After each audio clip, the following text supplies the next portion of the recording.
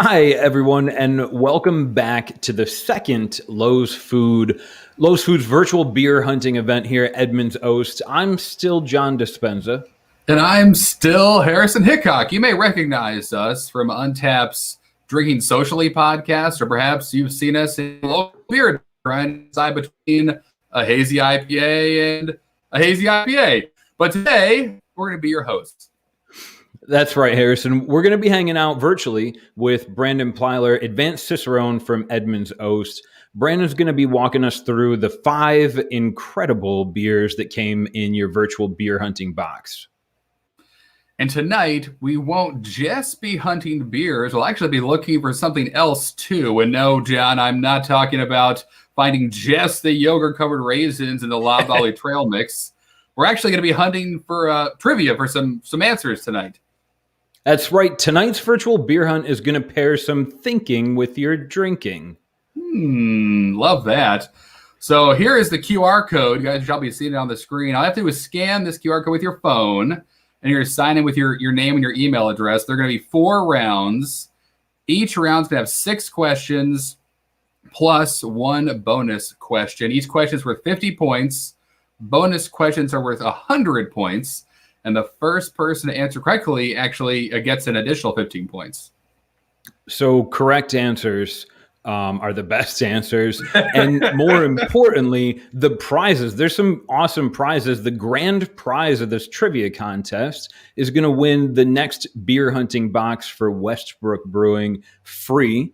Second prize is going to win a $30 gift card to the Beer Den. Third, fourth, and fifth place, you guys are going to get something as well. The game and prizes today are only available to those of you watching us live. But if you're watching this after the fact, you can still have fun and try and answer the questions. That's good. Always good to embarrass myself with what I don't know around my friends and family. And I don't know about you, John, but I feel like I'll be probably having my best rounds of trivia after beer 1 or 2. And speaking of beers, we have, as John said, some amazing ones lined up. And if you're like me and you like to plan ahead a little bit, here's the breakdown. We're going to be starting out with something cold, then moving on to cereal, followed by Bound by Time, Breath of Nebula, and finish off the evening with Sour Apricot Peach. And as you guys are drinking these beers at home, we'll actually be answering your questions live on the broadcast. So if you want to sit back, relax, just drink along, that's great. Feel free to just do what you're doing so right where you are. But if you want to chat and ask questions, make sure you click Watch on YouTube. And if you're on YouTube or any other social media, make sure you tag Lowe's Foods and Edmund's Oast in your check-ins and photos, and use the hashtags Beer Hunting Season, Virtual Beer Tasting, and Virtual Hunt Club. And if you're on Untapped, make sure to check into your beers so you can earn the virtual beer hunting badge for this event. Now, what you got to do is make sure you can do it the easy way, and you can scan this QR code that's on your TV or the one that came inside your beer hunting box. That's going to take you right to the event on Untapped. Pick the beer, check it in, easy peasy. If you want to go about it the hard way, open up Untapped on your phone and search for the beer that you're drinking. Once you find it, click the check-in button and make sure that you add the Lowe's Foods event for tonight, or add the Lowe's Foods location that you bought your beer box from. And then, of course, take a photo, rate the beer, add some notes, and hit that check-in button. Just make sure that you're adding the Lowe's Foods location or the Lowe's Foods virtual beer hunting event so that you can win this badge drinking along with us today.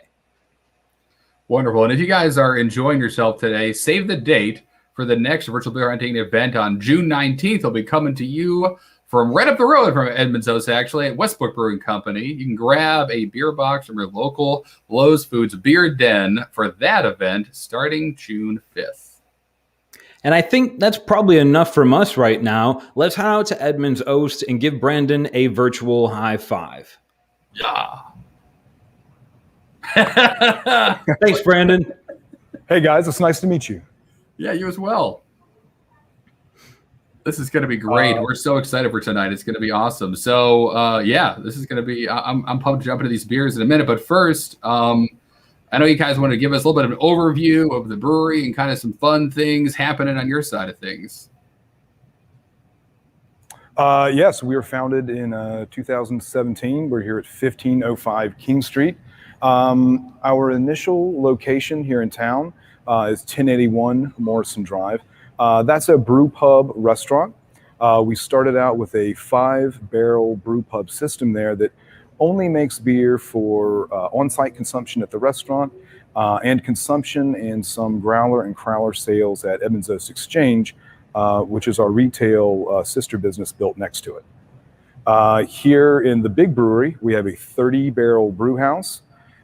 We have a sour barrel room, a clean barrel room, and we have a canning line, and we put a lot of beer out that people really dig drinking. We're very happy about it. Yeah, amazing stuff. Cool. All right, great, guys. Well, I think we're going to, speaking of beer, start drinking some in about 60 seconds. We'll be back, and again, starting with something cold. So grab it now.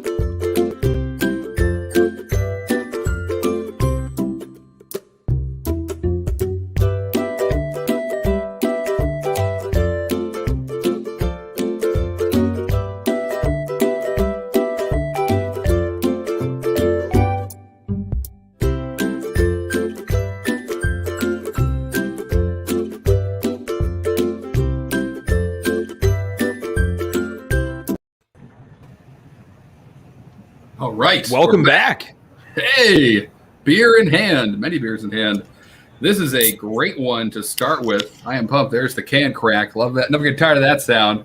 But before we dive into something cold, I'd love to take a second, Brandon, and kind of tell everybody at home, you're not just a beer drinker. You are an advanced Cicerone, meaning you're kind of an advanced beer drinker, among many other things. Yeah. So can we talk a minute about that, kind of what that means to be a Cicerone, that process? And I guess probably today we'll be talking about this a lot as we drink these beers. You'll be able to give us some really great insights into really what we're tasting and smelling and experiencing. But for starters, what is a Cicerone for those that don't know?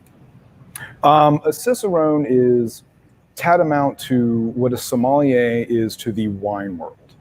So in the world of beer, a Cicerone is responsible for being knowledgeable about the brewing process, brewing ingredients, fermentation, beer styles, pairing beer and food, and also really important, which is serving beer. So that includes glassware selection, glassware cleanliness, and that's also, even though I nerd out on it, the seemingly not fun draft systems, maintenance, cleaning, things like that, gases, pressures. They're all really important things, and things I think that a lot of folks don't see because it's just behind the scenes work. Right. Yeah, it's a lot to go from grain to glass. Absolutely. Yeah, as far as the program goes, there are 4 levels. The first level is a Cicerone certified beer server.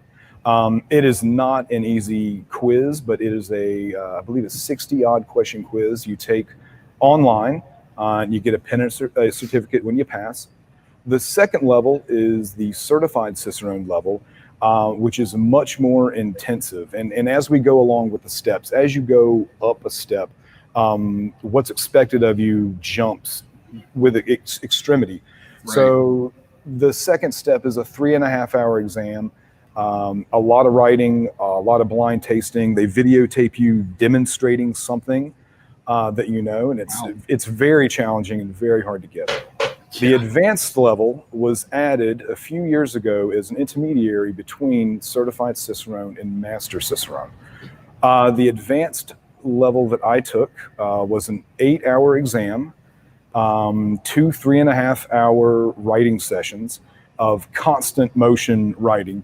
Oof. 4 blind tasting panels. They were extremely difficult. And 2 face-to-face oral examinations with a master cicerone. With some not terrifying, but like very good questions, and they're seeing how you answer them. So that was hands down one of the most stressful things I've done in life. I haven't taken the master exam, but if it's harder than the advanced, man, very, very challenging. Yep. Wow. Yeah. That, so there's that. That And yeah, kind of gets me.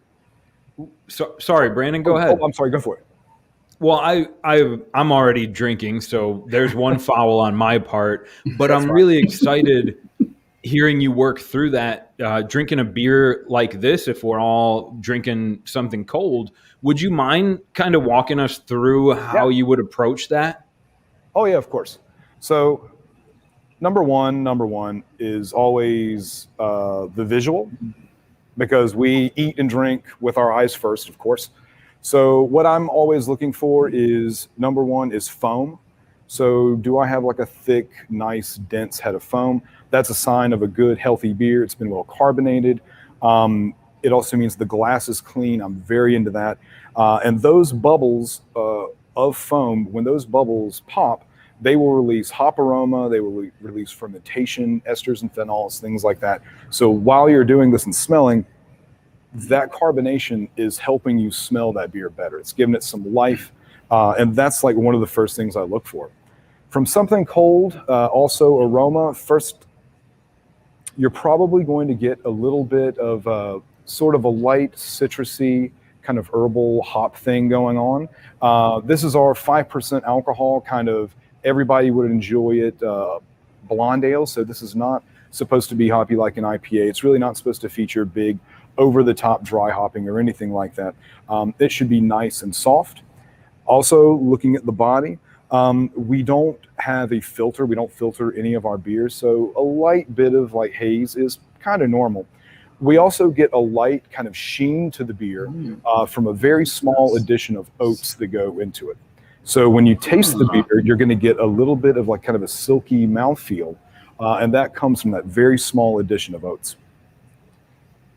Ooh, man, loving it. That's delicious. Yeah, it is. It's very right. It's smooth, but I get that that kind of citrus note you're talking about right at the beginning. That's great, and it sets itself apart from a lot of breweries. Kind of treat their blonde ale like a lager almost, and this one, well, there may be some similarities. I feel like there's a little bit more going on here. You get that citrus kind of in the front that you don't find in most lagers. This is delicious.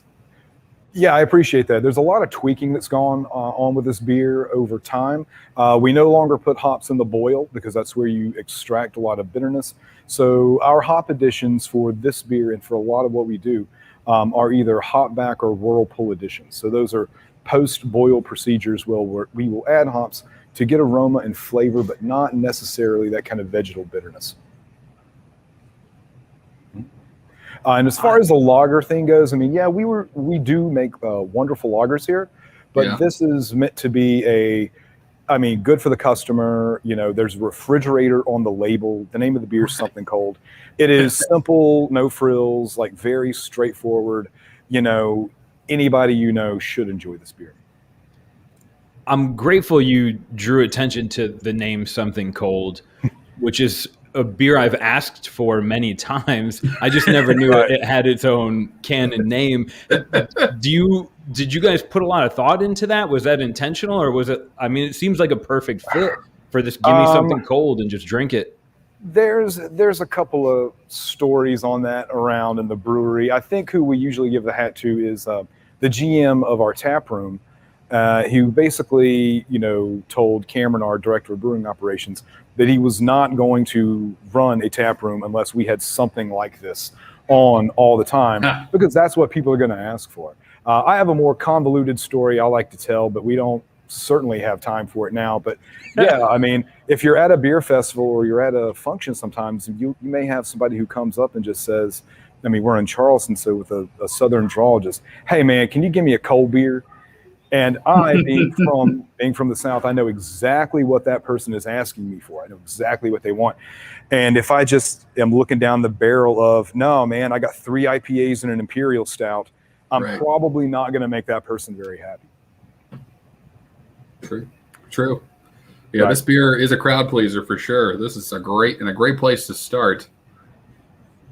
Yeah, and when you mentioned that you guys add just a tiny amount of oats, I don't think I would have ever picked up on that. But that's why I love, like, we're doing a beer tasting with you, and that little bit of insight, as soon as you said that, I started to pick up on, like, I think it's really special about this beer, the mouthfeel that brings.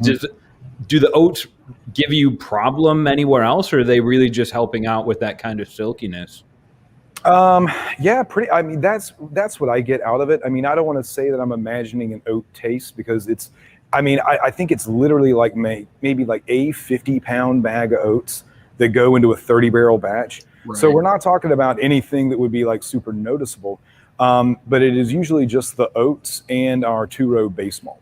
So we're not adding crystal malt. We're not adding anything else to kind of just balance off that 2-row kind of Pilsner thing. We're adding, it needs something to give it body, but also something that's not going to add a lot of sweetness to it, because we want the beer to still be like crisp and dry and very drinkable. Yeah. And at 5% alcohol, it's not too dangerous either. It's one of my favorites for sure.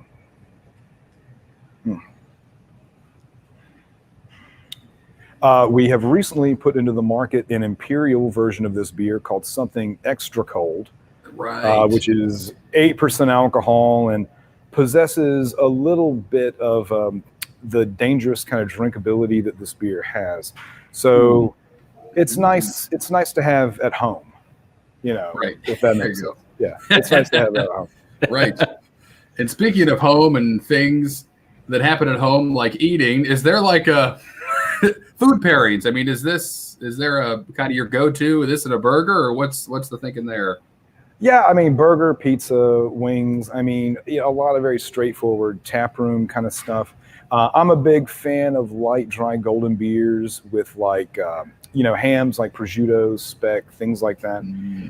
A lot of foods that have some fattiness to them, that need that carbonation and that crispness to kind of cut through the fat and kind of refresh the palate. That's very important. Barbecue, things like that, ribs. I mean, a beer like this is also good in the sense that at 5% alcohol, you can drink a bit of it and kind of hold yourself together.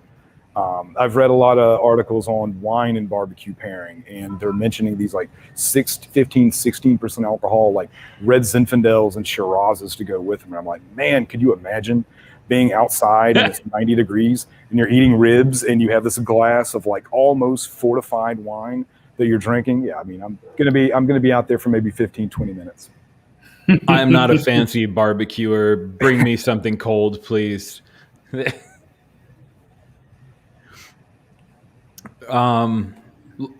Okay.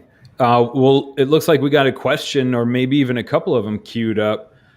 This one, probably for you, Brandon. It comes from Josh Fisher. He's a beer and wine category manager at Lowe's Foods. And he asks, what's the most popular beer you sell on draft in your brewery? Awesome question. Yeah, that's a great question. For a lot of what we sell, they kind of fall into 3 kind of categories, and it's something cold kind of on its own, which is number 1 always. The other 2 categories are something hoppy. I mean, and we don't have a beer called Something Hoppy, although maybe I'll shoot a text message over to Cam once we get wrapped up today. But, usually Bound by Time, which we're going to taste tonight. That's our standard issue IPA. We sell a ton of that. And the fruit is sour stuff. And that's a rotating series of beers. So those categorically are what we tend to move the most of. But, when we opened, I think we worked with the Charleston Historical Society with some actual medievalists. And we came up with a gruit, which is, what beer was spiced with before hops became the dominant kind of addition. And we had a gruit on, and as cool and nerdy as I thought that was, I did say, man, it's going to take us years to sell all that gruit. And, we moved through it pretty quickly. I mean, a lot faster than I thought we were going to. So, hey, I mean, I think if you're making good beer and hopefully you're talking to your guests and educating them and saying, hey, this is something new, something you may not run into. It's going to be exciting. We have, I can't give away too much information, but we have a couple of smoked beers coming down the pipe here soon, which is another one of those categories. I think a lot of beer people that like adventurous things are into smoked beer. But again, from the sales point of view, it's kind of a dangerous puddle to be splashing in. So I think we're going to do well with them, though. It's going to be very interesting. I think I'm going to do well with them. No greater barbecue pairing, I'd imagine. Right. Cool. All right. Oh, this is a good one from Corey coming out of Beer Den and Store 216 out in Mountain View, NC. He's saying, can you explain your brewery name and your logo? This is probably great. Yes. Yeah, of course. This one comes up a lot, actually, because the names of the brewery, Edmunds and Oast, are both kind of weird. One is a bizarrely familiar name, and the other is an old Dutch word that nobody really knows what it means. So Edmunds is a reference to Edmund Egan. He was a fellow that lived here in Charleston during colonial times. He operated a brewery here, and he donated a considerable amount of money to the Continental Army to kind of help fund their upstart and movement. So that is where the first part of the name comes from. Oast refers to an oast house, which is what used to be used to dry hops. So these days, if you go to a hop producer, they have kilns, which are these big metal boxes over grates. They pack them full of wet hops. They push hot air up through it. And when the hops hit a certain moisture rate, then they're ready to be packaged up and sent along. In the old days, this was done kind of like this, but with fire in a house specifically designed for it. If you Google Oast House, O-A-S-T house, you do an image search, you'll see a picture of a structure that you're probably familiar with, something that you've probably already seen. As far as the logo and the imagery goes, I hope I'm not jumping too far ahead, but we have a local artist who does all of our design work. He does it for all three of the businesses, so for the exchange, for the restaurant, and for the brewery. He has different motifs for each business to kind of keep them separated. But yeah, the can art that we have is, I love this stuff. It's really eye-catching. I mean, pretty much everything is, a white background with black on top of it. There's not a lot of crazy fancy colors.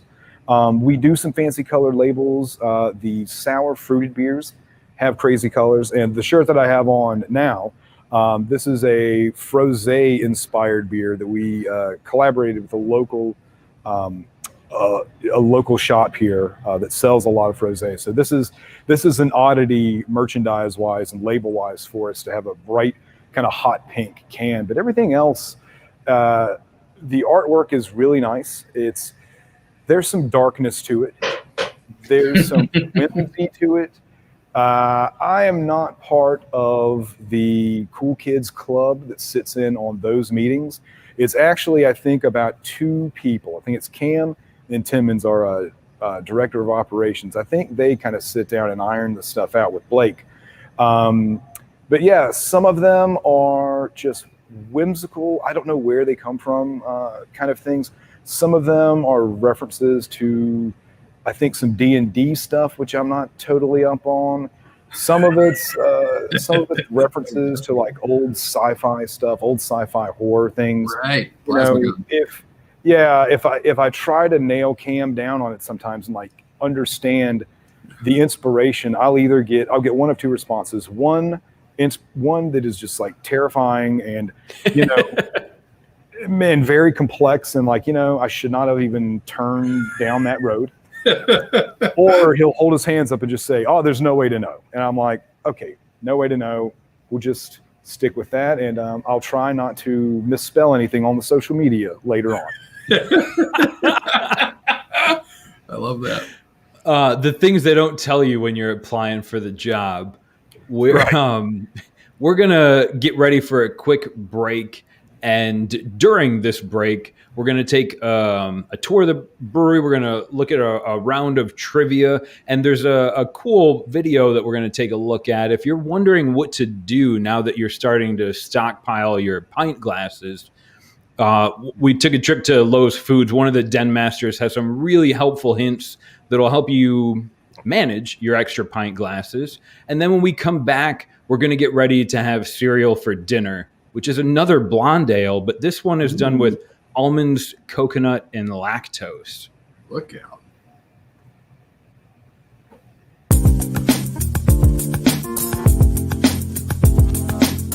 Hey guys, I want to welcome you to Edmund's Oast Brewing Company. My name is Timmons. I'm the operations director and one of the partners here. We're out at the courtyard in our tap room and production facility. All the beers that you drink from us out there in the world come from this facility right here. Guys, welcome to the tap room at Edmund's Oast Brewing Company. We're inside. You can see the bar behind me here. We've got 20 taps of house brewed beer on tap. Lunch and dinner 7 days a week, same menu all day. We've got extensive seating outside in our courtyard, and we're also seating inside. So come join us soon for a pint, 4-pack to go, crowler, growler, t-shirt, sunglasses, dog bowl. We got it. So we're here at the Exchange at Edmund's Oast. This is our wine and beer retail shop that opened in August of 2017. You can see it's a gorgeous 2-story timber frame building. We've got a huge wine selection upstairs. Beer, retail items, books, and snacks are downstairs. We've got 10 taps where we pour beers that we brewed on site. You can get crowlers filled to take home or enjoy beers outside on our patio. So welcome to the restaurant at Edmund's Oast. This is our original restaurant brew pub location, opened in February of 2014. Outside, we've got our covered bar and patio area called the Bower, where you can enjoy lunch and dinner all day. We open inside for dinner. We've got a full cocktail list and a few extra items on the dinner menu when you dine with us inside. We do brew beer on site, only for consumption on site. That's most of what we offer on tap, but we have some guest taps as well. Last but not least, guys, you may have noticed this on your way in, but definitely stop on your way out and check out the metal sculpture of Gary, our beloved Pop Skull logo, mascot, and guiding light. Please take a selfie with him on the way out. We'd love nothing more to see you on the internet with old Gary here, but hope you come visit us soon. Thanks so much. Gary's looking good. Definitely go visit Gary. And the team from Lowe's that's been down at Edmund's Oast for the last 3 days has been just eating all the food there. Meat plates, I think, were mentioned. If you're looking for beer and you're ever hungry, Edmund's Oast is a great place to visit. What's this screen we're looking at, Harrison? That's right, the leaderboard. Get familiar with it, guys. You're going to be hoping to see your name or pen name, as M. Azar maybe letting us know about, up here tonight. So this is going to be, we're going to track who's winning, trivia, how we doing. Again, if you haven't scanned this QR code yet and added your name and email there to sign up, do so. You get to play trivia. Everyone loves trivia, and you get to win some stuff if you're smart enough. So I'm excited for round one, and John and I think are going to talk along this and kind of embarrass ourselves. Maybe on every the air, answer is D, just like the SATs. Right, D, exactly. D, D, all the way through. All the way down. It serves you okay. Well, let's get going. If you guys are ready out there, have your phones ready. Let's do it. Oh, this is just like the SAT. A little bit of listening comprehension will get you a long way in this first question. We just heard this. Yeah, Brandon gave this answer away earlier. If I was paying attention for that part. There we go. Good. Ooh, that's right. You got to be quick. All right. Well, about 30 seconds to answer, so don't delay. When in doubt, go with your gut. Have a sip of something cold, and then, all right, and just like that, the leaderboard can change. This is great. Actual beer disaster would probably be any tailgate I've been a part of. To say nothing comes close to the great molasses flood of such and such John and I have talked about for a while. All right, how we doing? Ooh, wow, all right. okay. That was a tough one. The Canterbury Hops I understand. Fire. Yeah, that would be a The delicious Canterbury Hop smelling Fire. but extremely unfortunate. It's probably going to be a TV movie here coming up soon. The Canterbury Hops Fire. Right, that's what started the War of 1812, I think. Wow, big leadership change here. Andrew Ambrose. Yeah. Just a hair ahead with 115 to a bunch of 100s. That's first. He answered it first. That's why he has that. This one's not easy. All great lakes lake. are great. I was gonna say, or just kind of average. Depends on if you're a fisherman, I suppose. Right. I guess right. If you're a fish or a fisherman, that depends. Depends on how great the lake might be. Ooh, this one's fun though. One of them has a famous. All these names sound good. Yeah. There we go. Home of Champ, the sea monster, Lake Champlain. Well done, 84% of you. That was probably a tricky one. Here we are. Ooh. Similar meaning to another word. Easily. Well, onomatopoeia is the nut used to make hummus, so that's out. No, onomatopoeia is in between your fourth and fifth beer. Got it. This 100% correct. Weren't fooling anybody there. All right. What? How we doing? Ooh. Okay, we're starting to see some familiar names up here. We are. A lot of fast fingers out there. We'll see how. And lake experts. Right. Uh-huh. Easy. It's hidden answers. Spaghetti. There are no spaghetti hops. That's it. Although, probably only a matter of time before these are all hops. If any of you guys are really trying to go all in on this, remember that the first person with the correct answer gets an extra 15 points. That's it.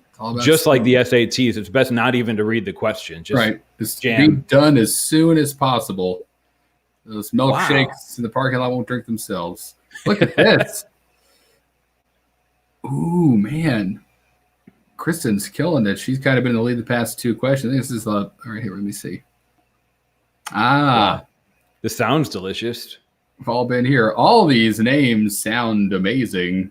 Yep, these are Lowe's food sausages. You can get them. No, I'm just kidding. But they probably would be delicious. That was a tough one. Everybody wants the tomato shandy. Me too. I'm telling you. Yeah. It's an Italian farmer's beer. Right. So that's just orange juice and tomato juice. That doesn't sound that great when you say the ingredients out loud. Wake you up. The bonus question. Nice. Can you pronounce sensilio catophobia?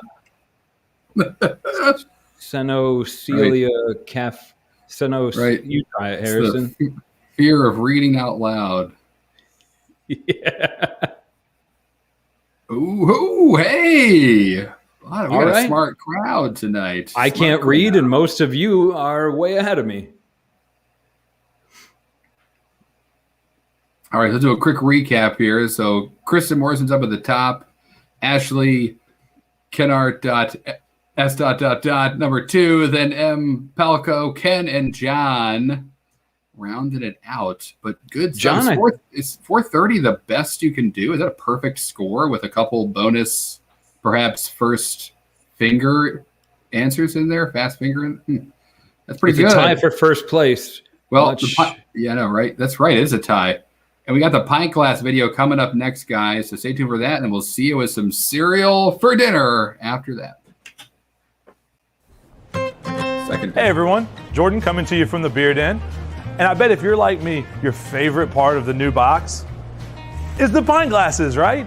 So here's what we're going to do. We're going to tell you a few ways that you can use those pint glasses for something other than drinking beer. You've been at home a lot with COVID with your family, maybe working from home. So we've got some cool options around the house, starting with a pen holder. Pens, pencils, scissors, markers, it all works. Nice and sturdy, easy to grab. You can also do a flower arrangement. Stop by your local Lowe's Foods floral department for some awesome fresh cut flowers and deck out your table. You could also, if you wanted to, you could do a live plant like some fresh leaf lettuce or rosemary. Look at there. And for our feathery friends outside, bird seed. And from there, just shove a candle in it and you've got a nice little candle holder. I think those are pretty cool ideas. Back to the beer.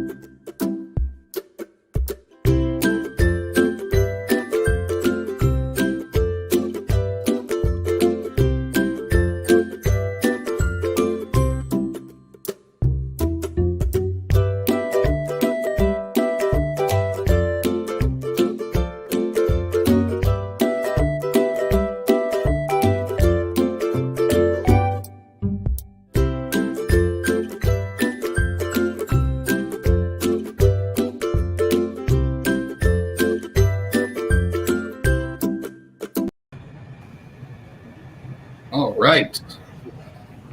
And it's drinking time again. Perfect. Or did it really stop? Not really. So, all right, we're back, folks.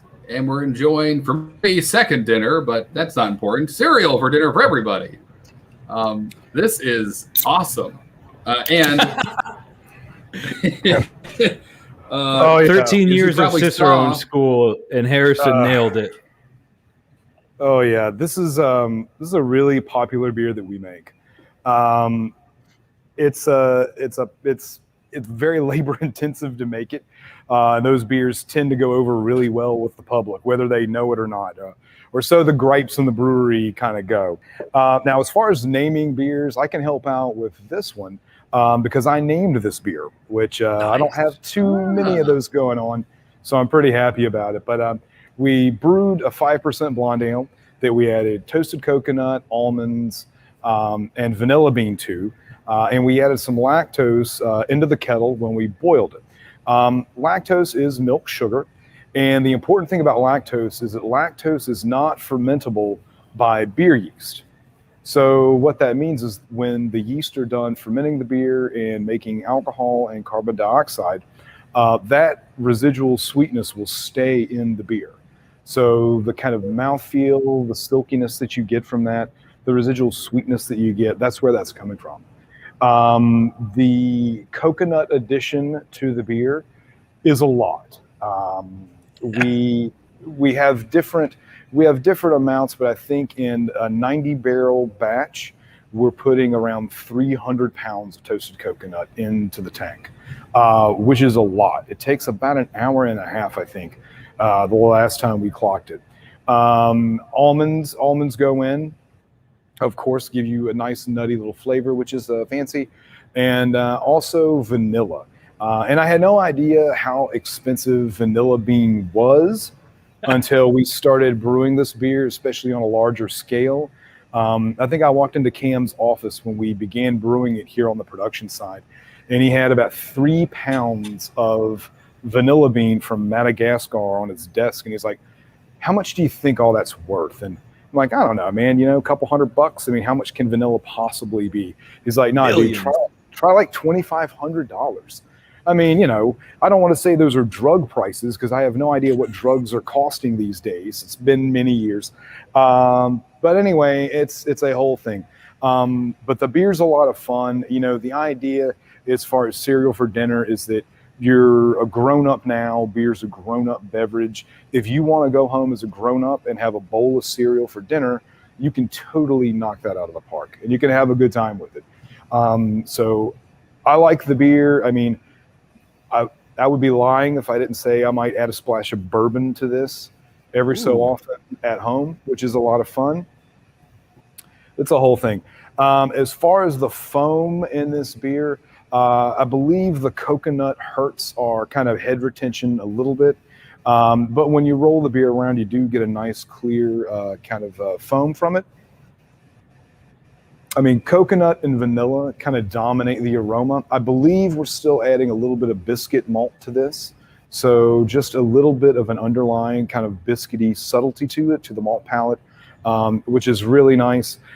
We add some hops to it, but it's really minimal to anything. I mean, I think we're just throwing some noble hops in there just to get some IBUs in the kettle, just to kind of balance it out. There shouldn't be any hop aroma or flavor you're really getting from the beer. And the vanilla kind of sticks. And I think for me, I think the almond is kind of what you would call a retro nasal tasting thing. So retro nasal means after you swallow a beer, and this works for wine, this works for whiskey also. So you can use that term for different kind of playgrounds. But after you swallowed with your mouth closed, when you exhale back through your nose, you'll get other aromas and things that you'll detect at the back of your throat and the back of your nose, which is really interesting. So give that a shot. And when you're tasting beer, and you can kind of think of it like that. I'm not trying to take the fun out of like smelling and tasting beer, but there's a lot more. There could be a lot more to it, and enjoy it more, and also be in a position to where you can describe beer in a better way to folks. I think that's one of the coolest things about the Cicerone program is before I got involved with it and started like studying on a deep level, there were a lot of things that I didn't know, a lot of things that I did not want to know or did not want to kind of pursue. But, I knew that there were times when I would sit down with a pint of beer and I just absolutely loved it. And I could not explain why I loved it. There were times where I sat down with a beer and drank it and I hated it, and I could not explain why I hated it. Or I would go to a bar and order a glass of IPA from a brewery like say Bell's Two Hearted, which is still one of my favorite IPAs. And it would be off. And I was like, man, what's wrong with this beer?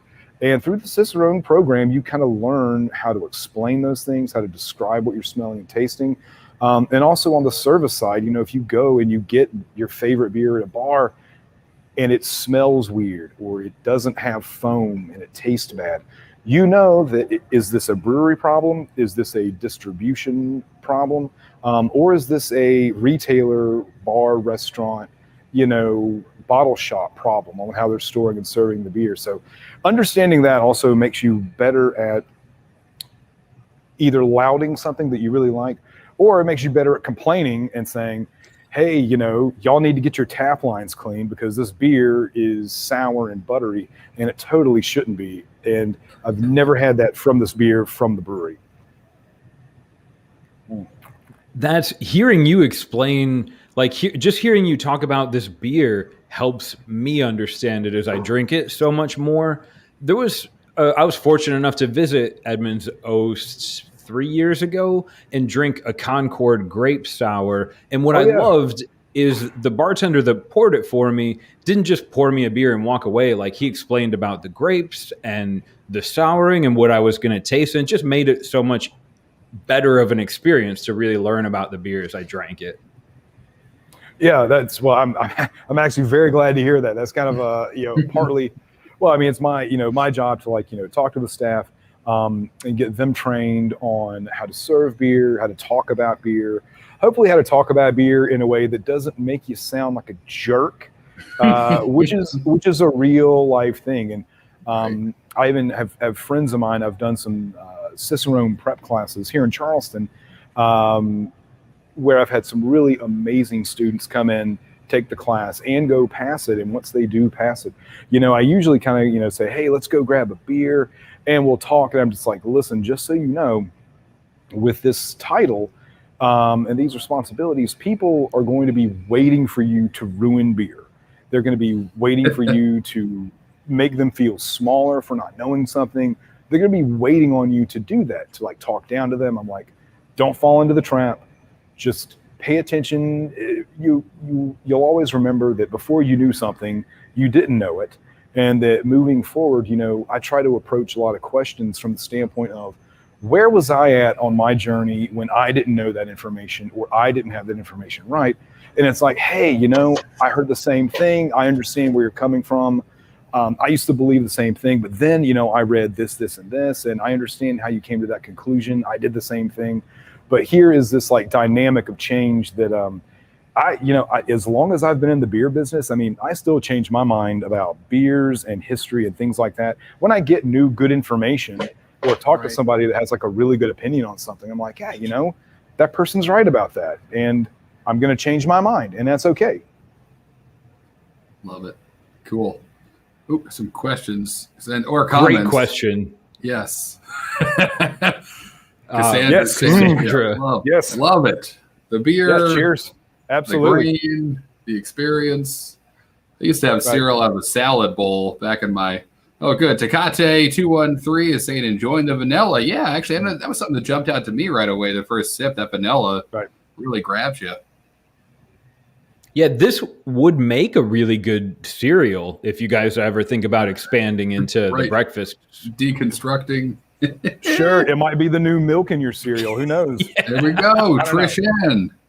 I think somebody's therapist might call that a red flag. I'm not sure. Oh, I love it. I agree, John. One of John's absolute favorite beers. Maybe it's all the vanilla you put into here. I made a creme brulee once, and I'm still paying off that vanilla bean. Do you guys like manually go through and scrape out the seed pods for each of those beans? That's an awesome question. Damn, should I give this away? I'll tell you this. I'll give you the truth on it. So when we began doing this and other beers in the brewery that had vanilla, we 100% did that. And it was put on the gloves, sit down, split the bean, scrape them. And, honestly, it took forever. Nobody really liked doing it.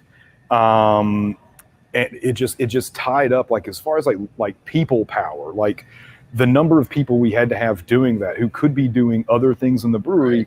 Sure. It just really didn't make sense. So, I mean, straight up, we got a Vitamix and we mix it in there. With I think we're using, I think it might be just like a little bit of rum that we mix. I mean, it's a very, very small amount, just a liquid to like loosen the vanilla up, and we spin it in the Vitamix, and then that goes into the tank. Wow. So I know that's not like super romantic. But I sounds like a great shot, though. I was going to say, it's a great, we, and the thing is, we are not afraid, to kind of tweak recipes and processes here in the brewery. I think we try to be like really upfront with it. I mean, we, whatever we're doing, if it's moving the beer forward, like in a very positive direction, if what we're doing is like, hey, the vanilla flavor that we get from this Vitamix thing is much better than what we were getting doing it the hard way, then we're probably going to move in that direction. Now, that said, and I'm not trying to imply that the head brewer here is any fashion of a sadist, because he might be watching this, but I will say, if the hard way yields better results, we will always opt for the hard way, for sure. You can, anybody here who's ever worked the hop back that we have on the other side of the boiler can 100% attest to that it's hard, it's a pain in the butt, it's hot, but the delicacy and aroma that we get from it is just totally worth it. So it's like, well, this makes sense, and it makes what's in the glass good, which is always the most important thing. Absolutely. Quality first, and the rest will follow, as they say. All right, guys, we are going to... As you guys say. I like that. Nice. Very nice. We're going to take a short break to see more of Edmund's Oast Brewery, play another round of trivia, learn a few more things you can do with your pint glass. And after that, we're going to come back and hang with Brandon some more and taste Bound by Time. Let's do it.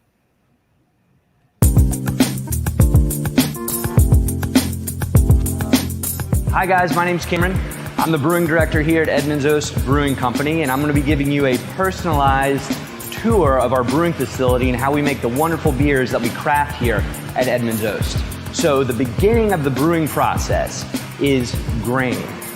The heart of beer, the soul of beer, is good quality grain, and we get our grain from Wisconsin from a place called Breese Maltsters. As I like to use the analogy, good wine comes from great grapes, good cider comes from good apples, amazing beer comes from great grain. And as I said, we buy the best grain that we can from Breese. The beginning of the brew day starts with one of these 2,000-pound super sacks behind me getting lifted up onto the bulk bag unit that you see in front of you. When the brewers are ready, they'll hit a button and they'll start calling the grain to our mill room, which is where we'll go next. All right, guys, so we're in the mill room now. So after we load the super sack, the Breeze 2,000 pound super sack, into the scale hopper, we're ready to begin the brew day, the mill-in process. And the first thing that has to happen is we have to crack the grain. So when we get malt from a maltster, it comes in its full kernel shell. What we want to do as brewers is crack that shell open, because what we're interested in is what's on the inside. That's what turns into the actual sugar that the yeast eat to turn the wort or the extract into beer.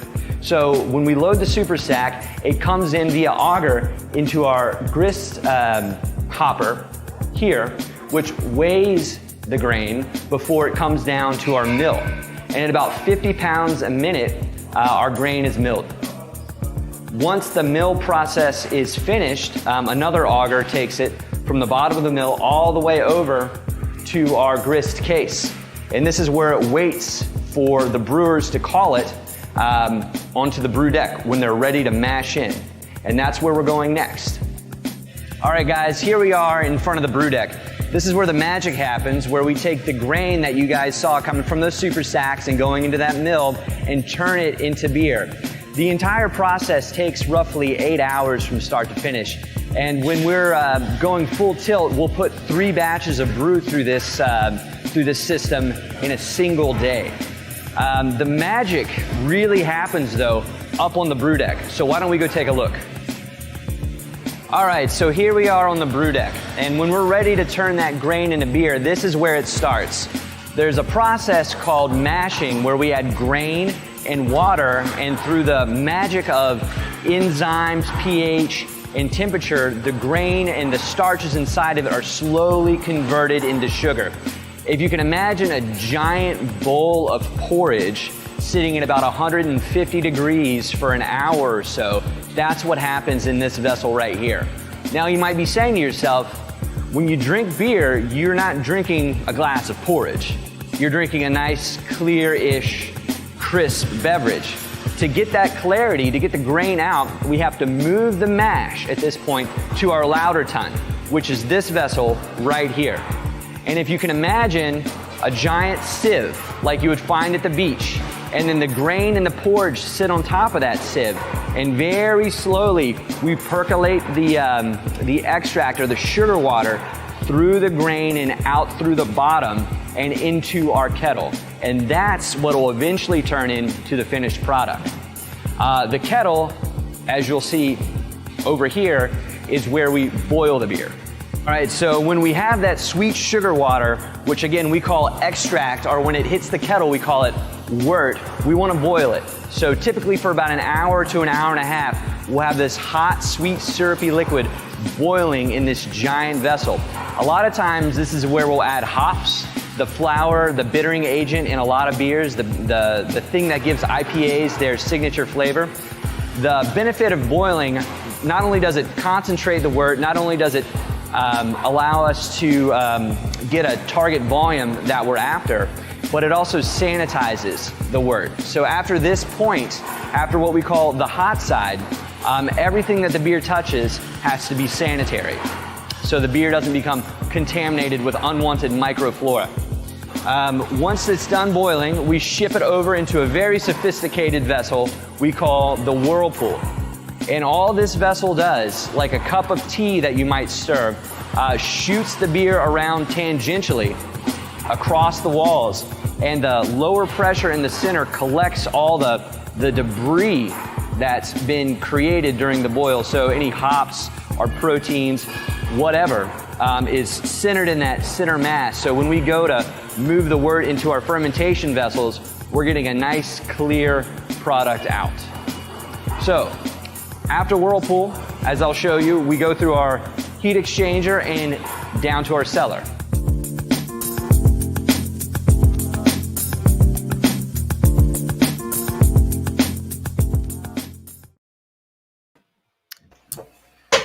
Lots of science there, but I'm really excited to see between Kristen and Ashley who breaks this first place tie. Or is it going to be someone else, someone new?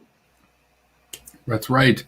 The leaderboard does what the leaderboard wants, as someone once said. Here we go. And we're off. Question 1. Do I smell trail mix on your breath, Harrison? You might be. Yeah, I've opened the bag. I tried to wait until beer number 2. No, it's protocol. And I so I'm in. Dinner number 3 for me right here. A lot of dinners tonight. That was a good one. Just got a little clue for who Gary was not too long ago. Glad most people caught that. Unchained. Wow. You got to bring your A game to take down Kristen and Ashley tonight, I think. But again, it's only round 2. We'll see. What does DIPA stand for? There's some really fun ones here. Distilled in Pennsylvania, I think. Or perhaps dancing in people. Nope. Dancing in. That was easy. The DIPA. Drunk in public again. When it's on a citation. Almost the same. Right? Almost the same. When a police officer hands that to you, that's what that means. If it's on a beer can, it's double new pale ale. Oh, did Ashley just flip up the top there? With that 15-point bonus? That's it. I think that's what we were seeing it. And this is a great question. This is American history and one of the most important decisions ever made. Indeed. I think it was George Washington, right? He was the guy. Right. He made most of the things. He was a president. The toughest question yet. Yeah, a lot of Cal Coolidge fans out there. I hear you. Kristen jumps back on top. This is amazing. Are we taking bets, Harrison? Because I'm starting to be confident I want to put my money down on Kristen. And which not a name. These are always the tricky ones. These is not the name. All of these are the name of a great sci-fi book or Dungeons and Dragons campaign. If you're looking to steal some inspiration, let's talk about Edmund's Oast beer names. Existential quandary. I'm having one of those myself right now. Every day. That was a tough one. Kind of even got things a little bit closer. There's an 80-point spread in the top 5 players right now. I feel like, does Kristen have an inside scoop? Who invented the first? Ooh. It's Elon Musk, easily. Right. This is a trick question. Powered. My tech teacher in 7th grade, I think, would claim that she invented the first gasoline power. Here we are. Wow, tricky again. Carl Benz.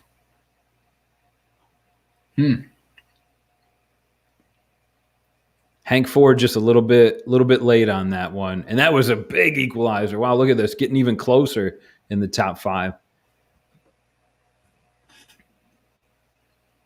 Ooh, terrifying. Too many. Too quick. How many legs do arachnids have? Should be an Edmund's Oast beer name. I'm picturing maybe for one of the smoky beers, some tarantula legs on the I could can. see it coming out of the mist. That'd be a good time. It's the Arachnid Run Club. 8. All right, good. That wasn't a trick question. All right. Kristen's holding strong. Emily's been having a good round, though. Yep. I would give it for round 2. I think this is Emily's round, but let's see what happens with the bonus question. It's a rhyme. We know that. Yep. I'm surprised this isn't already in like one of J. Cole's songs or something. I don't know what that means. Pretty even split. Yeah, tricky one. That's why it was the bonus. All right, let's check in on this leaderboard, see how we're doing. Oh, Ken and Ashley tied at the top. Andrew and Kristen coming in tied for, I guess we'll call that 3rd technically, and then Emily great round, staying in the top 5. This is fantastic, guys. It's really anyone's game right now, but what a great round. Ken Griffey Jr. in my head plummeting to the first place position. That doesn't work. But speaking of what doesn't work, let's go check out a real quick video from Lowe's about more things you can do with your pint glasses. Watch out for arachnids or bugs. Jordan back again with a few more useful ideas for those pint glasses. 4th of July is coming up. You can make a decoration area or even like little party favors. Pretty cool. If you're going to the beach, you can put your shell collection in there for a neat little accent piece, maybe even some sand art. I like that one. Or when you're having the kids outside, bubbles. Who doesn't love bubbles? More beer time.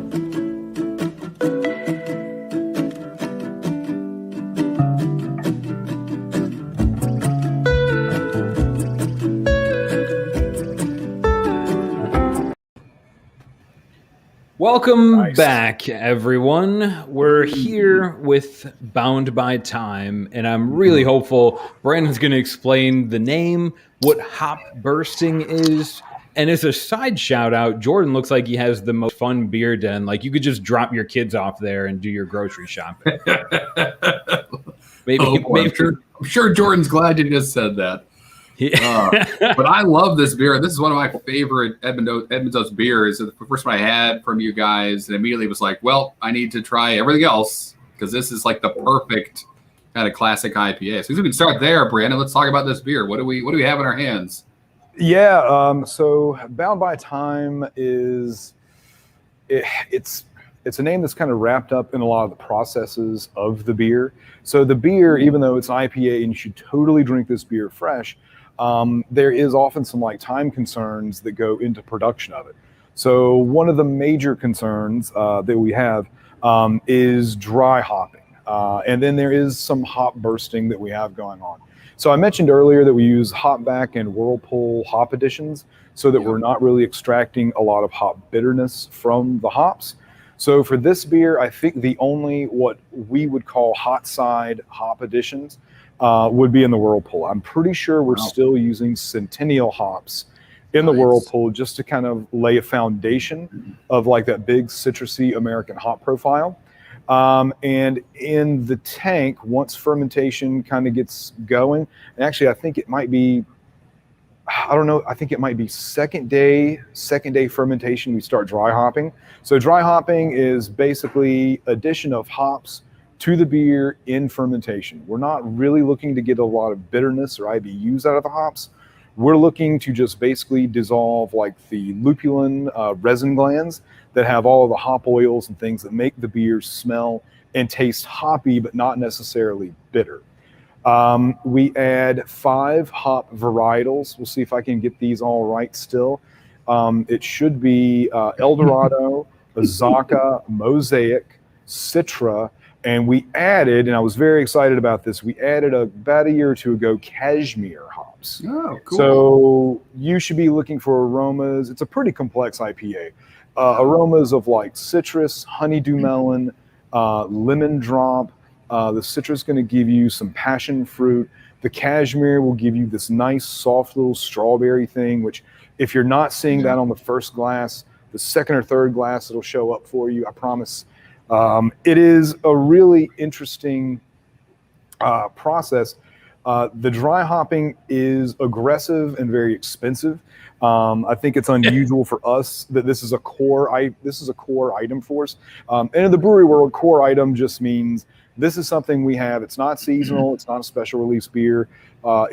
If we are distributed in your market, hopefully this is always available to you. But we're just double dry hopping it, which means dry hop on Wednesday and then dry hop on Thursday. We have added an extra dry hop to it. So now we're dry hopping it 3 times. So more expensive, more time, more labor that goes into it. And with a lot of the dry hopping stuff, we have this phenomenon called hop creep that we're kind of going into. Usually I feel jokes about my own personal nicknames once I mention hop creep. But thankfully it's just myself and you two fellas. So we'll see. We'll see if my preemptive strike on that is going to kind of quell it down. Basically, what happens is in the malting process and in the mash tun, both non-fermentable and fermentable sugars are kind of made, right? So the non-fermentable sugars are really complex sugars that yeast just can't really get their mouths around and turn into alcohol and carbon dioxide. So what happens with hop creep is that there are enzymes in hops that are similar to the enzymes that convert unfermentable sugar into fermentable sugar. And when you add those into the tank with yeast fermenting, they start to unlock these food sources in the beer. So we have an idea of how long it should take for our IPA to ferment, but we don't know until we just continually taste it and taste it and taste it. And one of the things we're looking for is VDK, which is a precursor chemical for diacetyl. So if you have ever smelled like movie popcorn butter, like buttered movie popcorn, or if you've ever gotten one of those Jelly Belly, like movie popcorn jelly beans, which are amazing, by the way, that butter flavor is diacetyl. So that chemical that's making it taste like that absolutely is diacetyl, which is not what we're looking for in any of our beers. So we do sensory work on tasting the beer every day to kind of find out, hey, does this have VDK? Does this have, is this going to pass this test? And there's some more extensive lab stuff that our lab guys will do. I'll try to figure it out. But the thing about Bound by Time, and this is kind of interesting with like your brew schedules, we try to project out when this tank is going to be empty, when we can get the tank cleaned, when we can get the tank refilled. We try to get set like what our packaging schedule is going to look like. If you've seen, the canning and the kegging kind of regimens, I mean, that's all on a schedule for us to do. And we try to stay on schedule as one would. And these beers, these hoppy beers, Plasma Gun does it to us all the time too. It's like, it's just not ready to be packaged and shipped out yet. So it is a little bit, confounding and annoying on our end. But until that beer gets a thumbs up, it's not leaving the building. So hopefully that's a cool thing. Hopefully that's an explanation as far as like Bound by Time. We're just kind of at a point with this beer to where time in nature is kind of what sorts itself out. It's not a process we can push along. Right. Great point. And good stuff. Ooh, all right. So Daryl Russ has a question. He's getting some spicy notes as he's drinking this. Any thoughts where that might be coming from, Brandon, perhaps? That's definitely a hop thing. I would say I would probably point to Azaka for delivering that. The Cashmere kind of gives you a strawberry thing. The Mosaic gives you a little bit of a blueberry thing.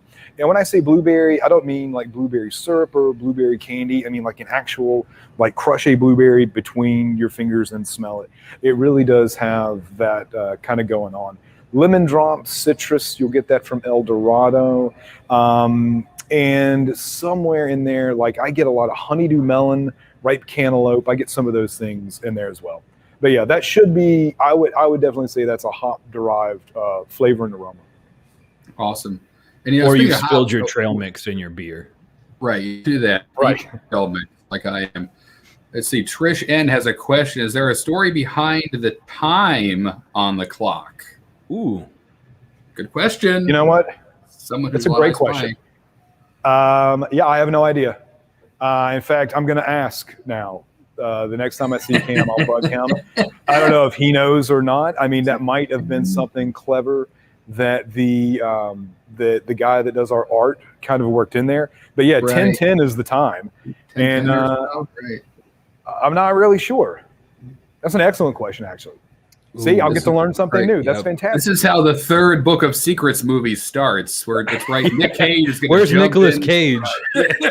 Right. Yeah. Yeah. Actually, there's 24 different cans with 24 different times. We release them in over a 24-week period. If you collect all of the cans, and it's the vernal equinox, and you get them all lined up just right. Yeah. I don't I'll know. point you to the Well, much next Book of easier to win Secrets. the Lowe's Foods trivia. We'll mail you a T-shirt. I'm not sure. That's Okay, pretty no, good. I'm back in. Right. Oh my gosh. Any other if you guys have any questions, beer related or food related, make sure you send them to us in the chat, and we're going to try and get those addressed. But moving forward, I feel like I haven't spent enough time bound with time, but we've got a little bit of time in between. So remember, the next virtual beer hunting is going to take place on June 19th. So you got a little bit of time to prepare, run a 5K in between. We're going to be heading to Westbrook Brewing Company, and you won't want to miss that. Visit your local beer den starting on June 5th, and you'll be able to grab the beer box, join into the fun.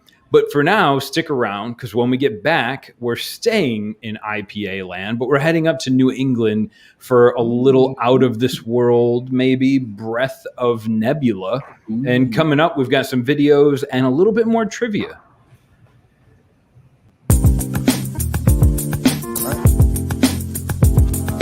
All right, so once we're done mashing, boiling, and whirlpooling the wort, we're ready to turn it into beer. But before we do that, we have to cool it down incredibly quickly. And this innocuous little piece of equipment right here is what does that for us. It's called a heat exchanger, and it takes 930 gallons of 204-degree sugar water down to 60 degrees Fahrenheit in about 40 minutes. It might not look like much, but it's one of the most powerful machines that we use here in the brewery.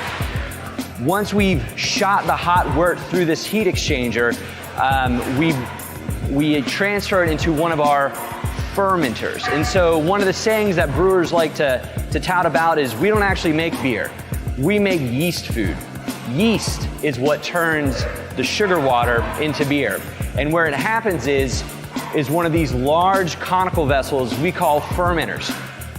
Inside, we pump cooled, aerated sugar water, known as wort, and we add our house yeast strain. Once the yeast and the sugar meet, a biochemical reaction starts. Effectively, the yeast start eating sugar and spitting out alcohol, carbon dioxide, among other things, and flavor compounds. Without the brewer's yeast that we and every brewery employs to make beer, beer would not be beer. There would be no alcohol, there'd be no flavor, there'd be no carbonation. It's honestly one of the most miraculous and powerful things that the brewers get to employ in their arsenal of ingredients. So after the yeast has its way with the beer, it can sit in fermentation for anywhere between a week and a month, sometimes longer.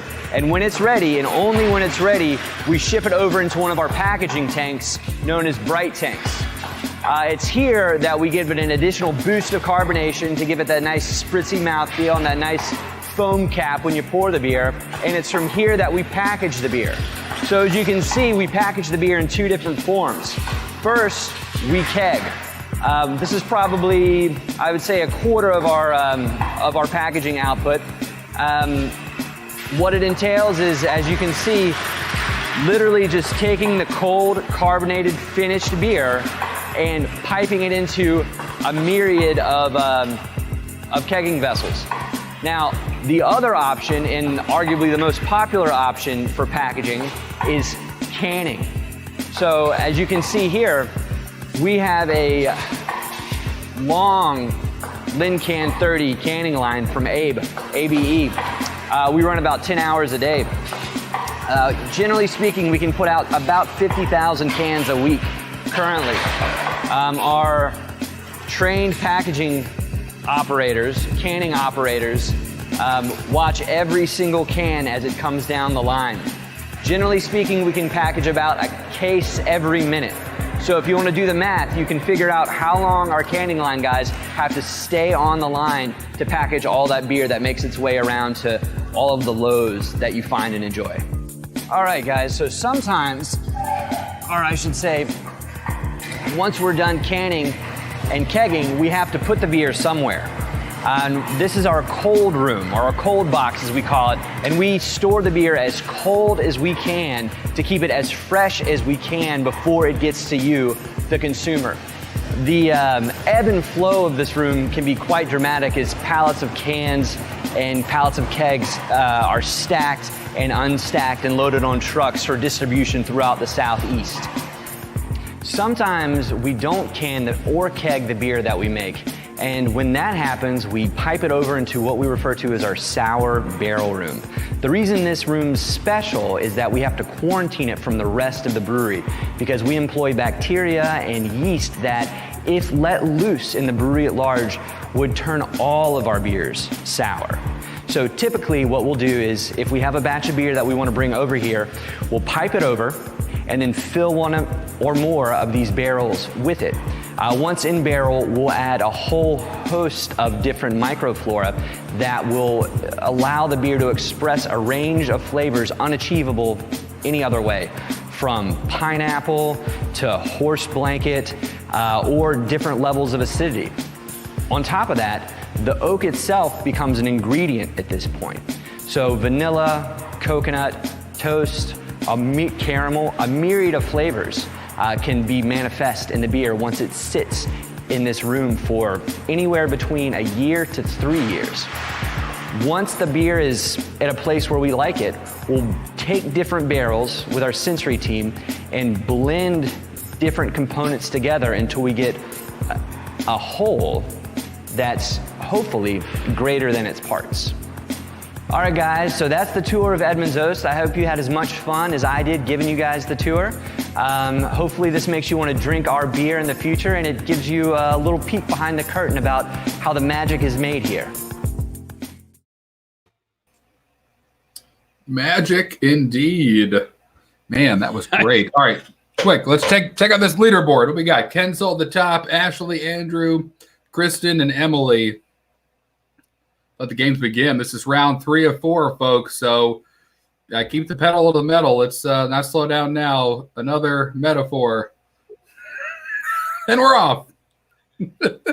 Harrison's just happy to take a break from his trail mix. So I can breathe again. I've been eating it nonstop since you last saw us. Ooh. Okay. Well, used brewing ingredient, vanilla husks. old Vitamixes. Yeah. There we go. All the above. I dig that. It was a bit of I a love trick that full question. circle. Yeah. And probably drunk sheep or happier sheep. There you go. Ken, quick on the finger that time as well. The 3 categories or types of hops. I feel like this is a question for Brandon. Yeah. I'm going to forecast 50% of the people get this right. Maybe more. I don't know. Maybe more. I think more. I'm over there. I'll take the over. Oh! Snuck in. Well, it's a good thing we're not betting real money, but at You're some not. point, someone's going to have to make me cereal for dinner. And Ashley jumps back at the top. I think it's another 15-point first answer bonus that took her there. Ooh, who is the author of James the Giant Peach? Foreshadowing to the sour apricot from later. That's Scott Fitzgerald not showing up on here. Nope, so Walt you're Whitman not showing up on here. Right. J.R.R. Tolkien. If he wrote it, it'd be 900 pages long, and there'd be a $1 billion movie made about it. Roald Dahl. Good old Roald Dahl. Nobody went for Doc Seuss on that one. All right. Yeah, didn't fool. Oh, man. Ashley is killing it. Starting to pull ahead. And Chris Rawlings jumps on first. We've seen him tonight. Bonus question already. Okay. Ooh. Do you want to sing this with me, Harrison? Do you think anyone would enjoy that, or would it be mainly just a full pocket of I'll cringe? let you start, and I'll come in on the second verse. Smart. Well played. That was a tough one. Snyder. That was impossibly hard. A lot of Hank Who Williams. is Todd Snyder? I feel the guy who uneducated. first sang the BEE run. Ooh, more importantly, Todd was able to help move Ashley to the first place position in our leaderboard. Getting closer to the end, one of these people is going to walk away with a free virtual hunting beer. Right, and a hole in one box. of sorts, I think, yeah. Speaking of hole in one. Anyway, there's a pint glass video coming up. Let's watch this. More stuff with your pint glasses. There's so many things. It's blowing my mind.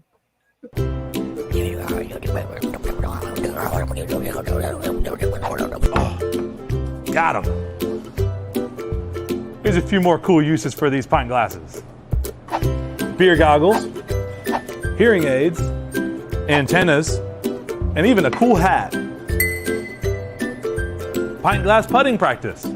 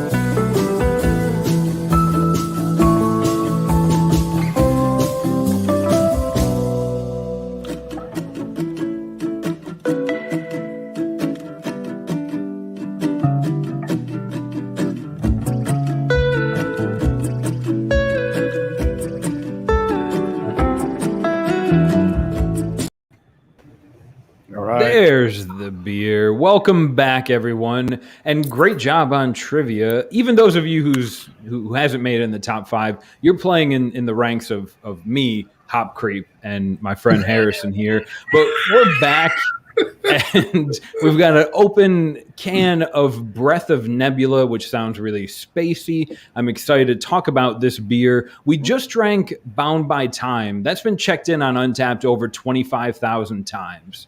This beer is just about 5,000 check-ins, so much less common, or maybe let's say it much more rare of a beer that we're drinking here. And Brandon, I'm really excited to talk to you about this. A New England style IPA. For me, generally that means snowy and cold north, or hazy and juicy maybe. But is there a big difference in production, or I guess making up a New England IPA versus a traditional one? Yeah, one of the biggest things I think that would separate it apart is when you're drinking like some of these hazy, juicy IPAs, you're noticing that the beer is cloudier. You're probably also noticing that the beer has more mouthfeel to it. Yeah. It has more texture to it, more of a juice-like kind of thing. That's kind of what kind of emulates that. A lot of that is coming from the wheat and the oats that we add in addition to 2-row barley in the mash tun. So we call those, and it's not just wheat. This is the term. They're protein heavy kind of grains, or protein grains, and those proteins kind of come across as that. They're going to give you that structure. that body, that mouthfeel. With that said, a lot of the hopping methods that we use for some of our other IPAs, still we don't do a lot of kettle additions. I don't think there's any kettle additions with Breath of Nebula. I can't recall if we utilize the hop back with this. I think maybe not, but aggressively dry hopped. We use, I believe, Azaka and Eldorado, but the big player hop-wise for me in this beer is a varietal from Germany called Huel Melon. Yeah. And you are going to get these big, like almost crisp, like white wine aromas from the beer. I'm big into German, Austrian white wines, so if you can kind of think of like maybe some Pinot Blancs, some Traminer, Sylvaner, things like that, if you ever play around in that world. But I get a lot of that going on, which for me is very intriguing. It's a very cool food beer for me for that reason.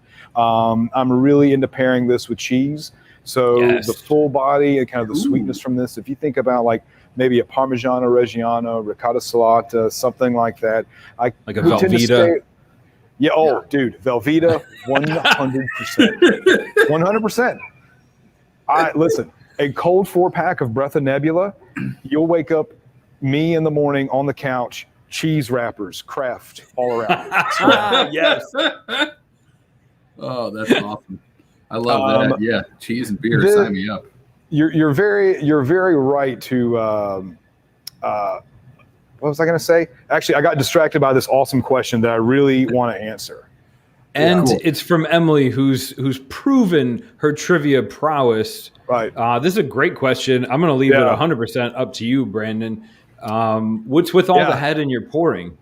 So we've talked about a couple of things. So number one, foam helps release aroma and flavor. So I'm really big into that. So if you think about maybe, and I'm not telling you to decant your beers per se, but people will open up bottles of wine and give them a little bit of air. They'll put them in a glass, an oversized glass. They'll roll them around to get them to release aroma and flavor. I like that. Also, in pouring aggressively like that and letting the beer settle, you are going to degas the beer a little bit. Now, I don't think that this is necessarily a rule for everything, but for me, I like my beers to be sometimes on the less gassy side. There's some styles of beer that I like to be carbonated like champagne, but for some of these IPAs, I think the beer is smoother and cleaner going down if I pour it in that manner, if that makes sense. Carbonation will exacerbate bitterness. So depending on what you're shopping for, like an aggressive pour like that can kind of soften the beer. Also with a gas release, you might not get as bloated when you drink beer. If you know anyone that's into cask beer, that's kind of a thing with that. They're degassing the beer by pulling it through. Oh gosh, what am I? The Sparkler. The sparkler. Thank you. By pulling it through the sparkler, you're agitating the beer and you're getting a more drinkable, mellow kind of product. That said, I mean, all I can tell you to do is drink your beer fresh and drink your beer. I mean, you don't have to always drink it out of a glass. Just make sure your glass is clean. That's super important and free of odors and, food or anything that's stuck there. Cool. That's awesome. I think there's a couple other questions from KS again. All right, so from a vernacular standpoint, any difference between a New England IPA, a hazy IPA, a milkshake IPA, some interchangeable, I get what she's saying here, changeable or are they all pretty much the same? So yeah, what's your take on that, Brandon? Is it all the same beer by a different name, or are there some actual differences?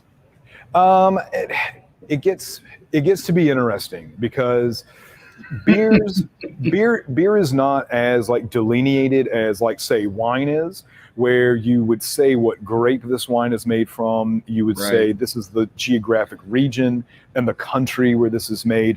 Those all kind of mean something. I mean, with beer, it's a lot less regulated.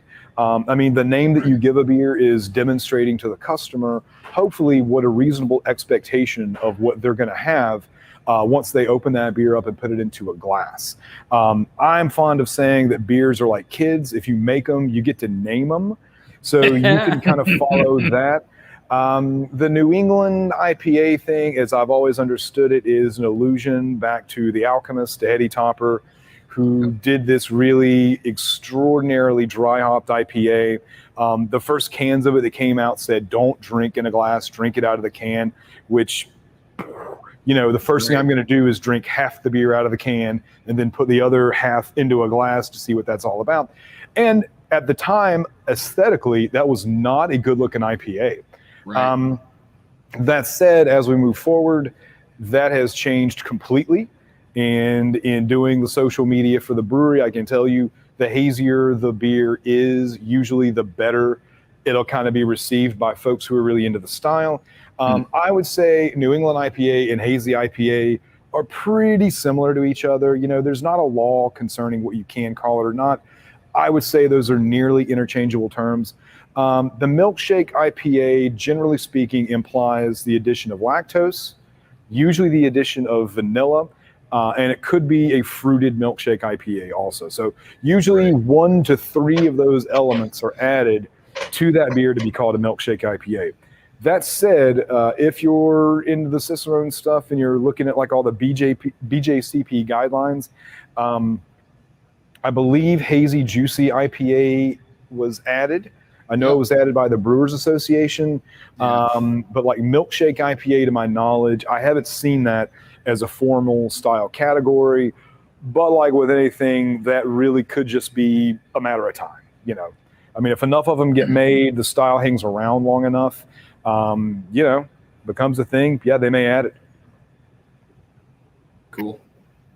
Ooh, this is nice. a great question because I live in Wilmington. Nice.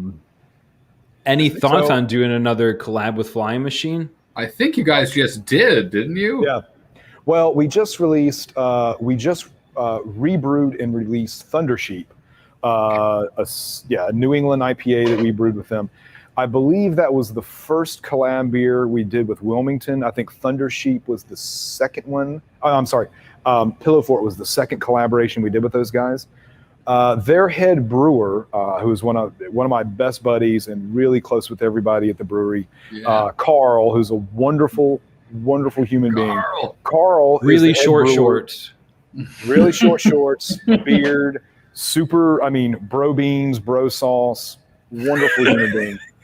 Carl was a brewer at our brew pub. So at the restaurant where we have a little 5-barrel system, Carl was the assistant brewer and then kind of took over as like the head brewer there for a little bit until I think some college friends of his got together and got some money and opened up Flying Machine. But there's definitely a really friendly and deep connection. We love those guys to death. And I'm not sure what we have collaboration-wise set up with them. But, it's always possible. I'm glad you like that beer. I thought it was really good, too. Yeah. All right. What do we have from Aaron Horn? How often do you collaborate with other breweries, and do you have any collaborations? All right, so more collaboration questions. Perfect follow-up so what question. else? What else is happening? I would say we collaborate pretty often. I think we probably release 2 to 3 collaboration beers a year. It seems like maybe more. I don't really track it. I know we've done some coffee beers before with some folks, like with some coffee roasters. That's been a lot of fun. Some IPAs. I know we did a blonde barley wine collaboration with the 8th State a while back, and that was a really funky, cool, really interesting beer. I like that. As far as what we have on the horizon, I like that we're pretty upfront and transparent here with Edmund Oast Brewing Company, but we have a couple of things in the works, but they are not things I'm at liberty to talk about. So they're like, they're super secret things, and but just amongst us friends. Amongst us friends, listen, they'll take me out back and beat me with a rubber tire, dude. You don't want that. You don't want that. Don't put yourself in danger. Yeah, Right, that's right. It's not, Blink twice. It's not good. Yeah, it hurts more on the inside at the end of the day than the outside. But that's true. Yeah, we do like collaborating, and for me, on a very personal level, there's a couple of things like the smoke beers we have coming out, which are just beers that use malt that has been dried over smoke, which imparts that aroma and flavor in the beer. We have a few of those coming up that I'm excited about, and I feel like what's really awesome about those collaborations is that we normally wouldn't touch that, if that makes sense. Not that we don't like smoked beers, but we normally wouldn't brew a beer with smoked malt. But it's nice to like sit down with somebody and they're really excited about something, and then they get the ball rolling on the conversation, and then it's like, you know what, this is a good idea. We're going to roll with this. We're going to have a good time. We're going to make an awesome beer. It's going to be really tasty, and this is just what's going to be. So as always, I'm hoping to see, even though I think we produce a wonderful wide range of beers here, I want to see more diversity kind of in that direction. I think it's very exciting. Well, I'll be first in line for that. I'm a big fan of any smoked beer out there, so I'm pumped. I'll just be following online and looking forward to that post when that hits the shelves. All right, guys, it's hard to believe we have only one beer left and one more round of trivia left. So get ready. That's going to happen in a moment. And when we get back, we'll be wrapping up with the sour apricot peach. Right on. Yes. All right, guys, so we're here at the lab, and this is arguably one of the most important rooms in the brewery. From start to finish, our lab does quality control checks on every process, from mill-in to mash-in to wort in the fermenter to canning, and even in our sour room. Let's go have a look inside. So you can see two of our intrepid lab techs hard at work doing God knows what to ensure the quality of our beers. Microbiological stability, oxidative stability, making sure the beer doesn't explode in the can because it hasn't fermented all the way. These are all crucial tests that we perform on the beer to ensure that it's in its peak condition when it gets to you. So one of the things that we have to figure out, and one of the things that we have to control in our canned product, is how much oxygen gets in there. So we measure the amount of oxygen pickup in parts per billion. Now, to make sure the oxygen is dissolved and we get the proper reading on the oxygen level in the can, we have to shake the crap out of it. It used to be Jack's job to shake it by hand. We've improved the process by getting this wonderful shaker table to achieve the same results. Once it shakes for 5 minutes, we'll put it in this fancy chamber of death, also known as the Anton Par, where the can is pierced, and then we get a parts per billion oxygen reading. If we don't do our due diligence in the fermentation and canning and packaging of the beer, wild microbes can find their way into the product at some point, and we have to test for that. So here you can see our lab techs have set up plates to screen for wild yeast and bacteria to make sure that all of the beer that we send into the market does not have any sort of contaminants within it. So one of the most important tests they do in the lab is yeast viability and a yeast count.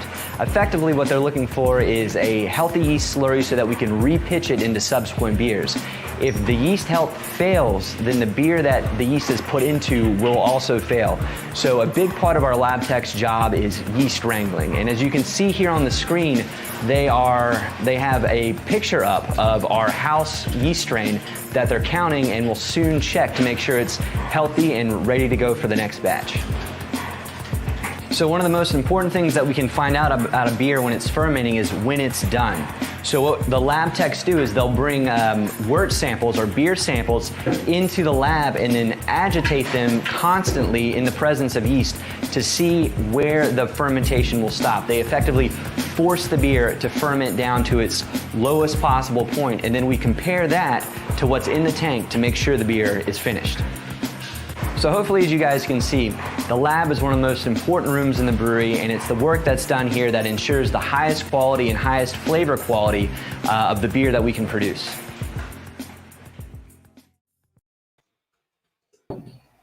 This is it, guys. Welcome back to the final round of the virtual beer hunt trivia. Remember, whoever is in first place at the end of this gets a Westbrook virtual beer hunting box for free. There's what other argument do you have to try hard? And speaking of hard, look at this question, Harrison. Which of the following means the study of beer? Wow. Well, beerology? That's what I would have said if I was on your trivia team. A good guess. Ooh, but all right, good. So yeah, Zythology. If you're any homebrewers out there and you subscribe to Zymergy magazine, you might have known that. All right, Ken to the top, tied though with Ashley, and then Chris and Andrew and Chris fighting And to it's stay in the top 5. You got this, Chris. I'm going to try and mess up everyone in the top here. The interior angles of a triangle always sum to 45 degrees. That's why we call it a 45-degree triangle. Easy. Yes. Next. Only for isosceles, I think, but Right. close. Surprise, 180 degrees. That's hot. You're a nerd, Harrison, but I like where your head was at. All triangles are a straight line behind you. Right, it's all about perspective. All right, Ken's on the top. Animals who eat only plants are called what? Food. Oh, Craft beer drinkers.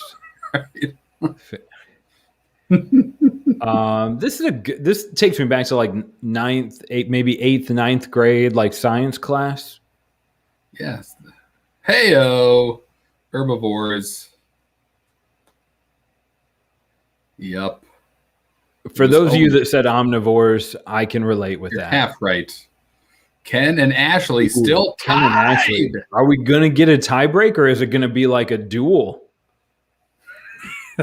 What a great question. Aha, what is the German word for storage? Not gonna stop. I'm not gonna wager any guesses here. I think the answers we have are pretty good. All words. Mercedes. Ooh, but a tough one. Stein. You do briefly store beer in a Stein, although not what that means. Ashley jumped ahead. I'm guessing Ashley answered just before Ken. Boom. So that And remember, fiber is paying off. third, fourth, and fifth place, you're in for some prizes as well if you're able to hang on to that title. Color in beer. Well, that's an easy one, right? Don't they usually add like little drops of food coloring in the canning process? The food dye right before. Oh, it's the malt. Not the sugar. Good guess on that. A lot of people said yeast. Yeah, I mean, they're like we learned tonight. Yeast do most of the work. True. All right. Yeast should be up for Employee of the Month at every brewery. Indeed. Ashley, looking great, looking good. Which is the following type of sour beer?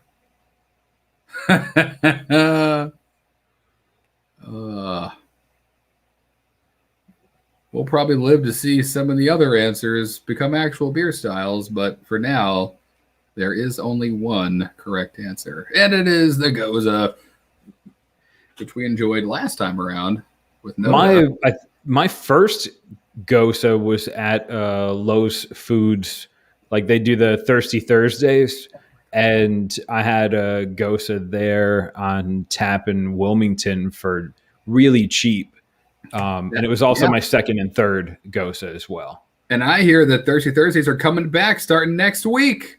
Half price pints, baby, on Thursday. Why even grocery shop when you can just go to Lowe's Foods and drink good beer? Right. I mean, I Did you guess, get the yeah, milk? sure. Right. Pick up some exactly. dinner. Did I get the milk? I'll be right back again. I gotta go back again. 45% of people guessing the Chicken Kitchen chicken chandelier at Lowe's Foods, and that puts Ken in first place. Whoa! Congratulations, Ken. That's going to be a Westbrook virtual beer hunting box free of charge.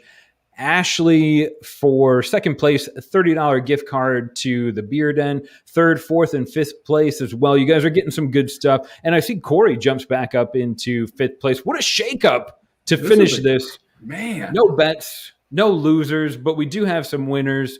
Check your email from Lowe's Foods. They're going to be reaching out to you to let you know how to claim these great prizes. And thanks everyone for playing along. We got one more video coming up just in case you haven't figured out the perfect thing to do with those extra pint glasses yet. Hopefully this is more Jordan. Hey guys, back with a few more awesome ways that you can use these pint glasses. The jerky that you've got, you can use a little jerky holder there, even throw your meat sticks in there and all your friends can come along and grab what they want. Or you can use your handy dandy coaster from your packet, pop open a root beer, have yourself a nice root beer float. Maybe you're home and you need a snack, you can grab a muffin, use a little muffin holder there on your pint glass, or better yet, build yourself your own little cake stand. Perfect. And you know, we're all about to get back together, bring friends over, find yourself a nice little wooden tray, throw you some pint glasses in there, and have it as your utensil box and your napkin holder for your next little shindig that you're doing. But you know, we all know what the very best use for a pint glass is. That's for drinking ice cold beer. So when you get together with your friends, use your pint glass and drink you a good local craft beer.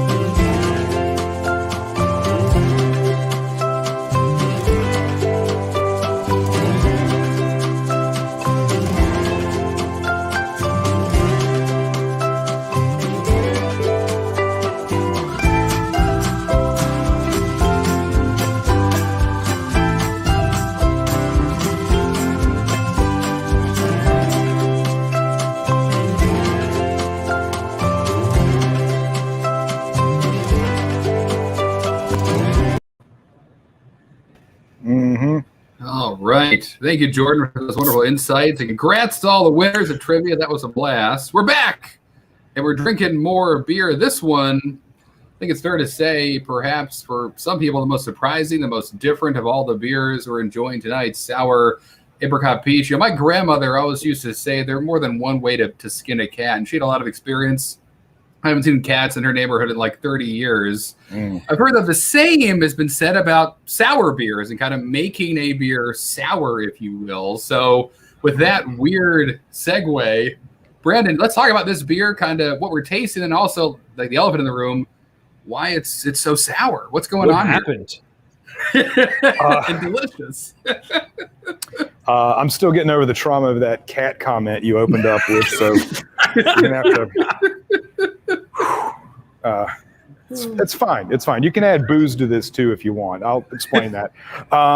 So where we get the sourness from. So Cam explained earlier that some of the yeast and bacteria that we have, like in our sour barrel room, if we let that loose out in the brewery, it'll infect everything else. And then like the beers that we don't want to intentionally be sour will become sour, and then we'll have a lot of problems down the line. So we do our method of kind of what we call quick souring. And again, we're not like industry innovators on this. Other breweries certainly do this. What we will do is we will brew a beer, 3 batches on Friday. We will put that into one of our brewing vessels that we can heat up. So there's steam jackets around it, so we can kind of set the thermostat and get it up to a certain temperature, usually a little over 100 degrees. And we will add our culture of lactobacillus. So lactobacillus is the bacteria that makes yogurt, that makes cheese, things like that. So it is like a good, healthy bacteria. I mean, whenever you say bacteria, obviously people kind of recoil back. So this is a healthy, happy organism. It will produce that acidity over the weekend. And then what we will do is we will heat that up to pasteurization temperature. So it will basically kill the organism that is souring the beer. At that point, we will knock the beer out through our heat exchanger, which is basically like a radiator that chills this. Well, at this point, I guess it's still considered to be wort, but it chills it down to a temperature that we can add yeast to it. We'll add our house yeast strain to that, let it ferment for a few days, and then we will add an obscene amount of fruit puree to the beer. So in this way, we get the sourness from the souring organisms, but we are pasteurizing the beer so that before that touches any of our brewing equipment, any of our gaskets, any of our transfer lines, any of our pumps, those organisms are now dead, and then we ferment the beer with the same thing we would ferment our regular ales with, and then we'll add fruit. We use different combinations. The acidity can vary from beer to beer. A lot of that has to do more with the fruit itself and how sour the puree itself is. We just released sour passion fruit, which in my opinion is one of the most tart beers that we kind of put into the marketplace. But to taste the puree, like as we're putting it in the beer, like it is extremely tart to begin with.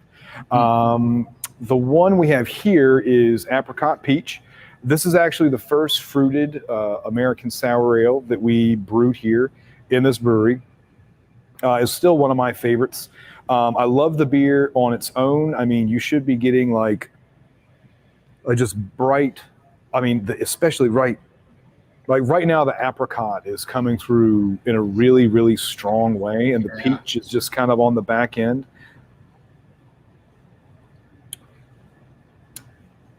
There's almost a salinity, kind of a savoriness going on with it. And I think that savoriness with the acidity and the fruit. I mean, if you think about a margarita, I know a lot of people don't, they don't like the idea of a sour beer, and I can understand that. But I mean, if you drink a margarita or a lot of cocktails like that, they have all of those elements built into it.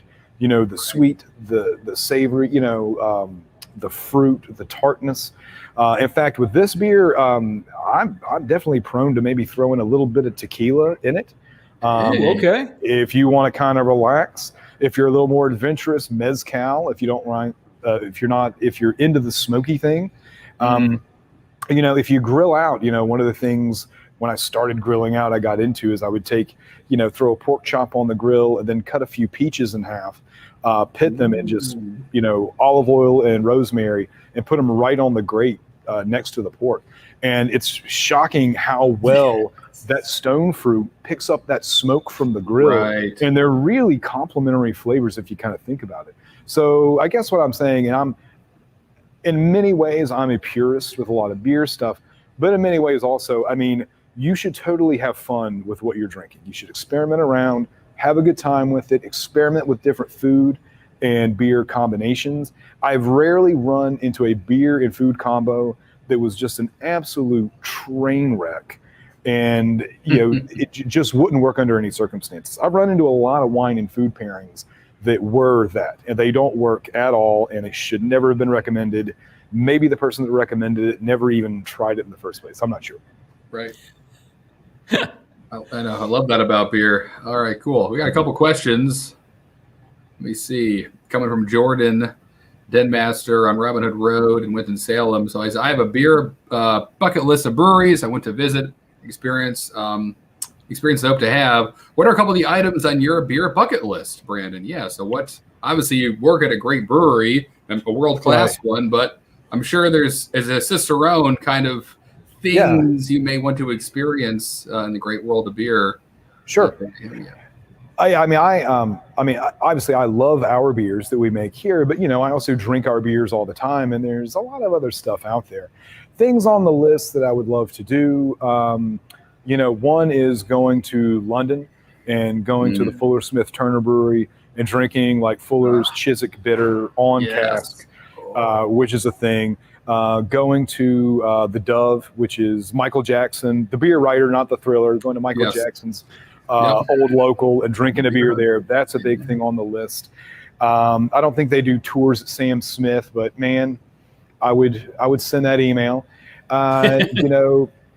Going to the Andexer Monastery in Bavaria is a thing. Drinking the beer there.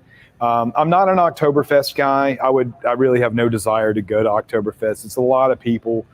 Probably too many people for me. And there's some spots in Belgium also. And I mean, not just like West Vleteren, But the monastery at Orval, they make a table beer called Le Petit Orval, which is basically their wort, which is watered down and then fermented.